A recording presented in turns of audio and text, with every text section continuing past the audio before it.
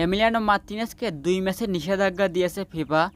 কলম্বিয়ার সঙ্গে লাস্ট ম্যাচটিতে যে আচরণটি করেছিলেন তিনি এবং কোপা আমেরিকার ট্রফি নিয়ে যে বিতর্কিত সেলিব্রেশন করেছিলেন, এই 2 কারণেই 2 ম্যাচের নিষেধাজ্ঞা দিয়েছে এমি মার্টিনেজকে।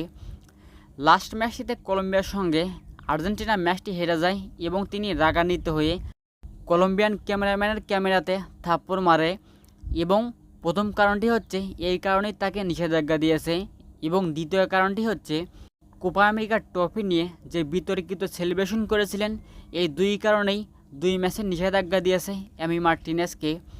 ফাব্রিজিও রোমানো জানাচ্ছে এই 2 কারণেই ফিফা তাকে নিষেধাজ্ঞা দিয়েছে 2 ম্যাচের জন্য। আগামী ম্যাচে এমি মার্টিনেজকে পাচ্ছে না আর্জেন্টিনা, তাকে ছাড়াই 2টি ম্যাচ খেলতে হবে আর্জেন্টিনাকে। তো এমিলিয়ানো মার্টিনেজ সামনের 2টি ম্যাচের ডাক পাচ্ছে না।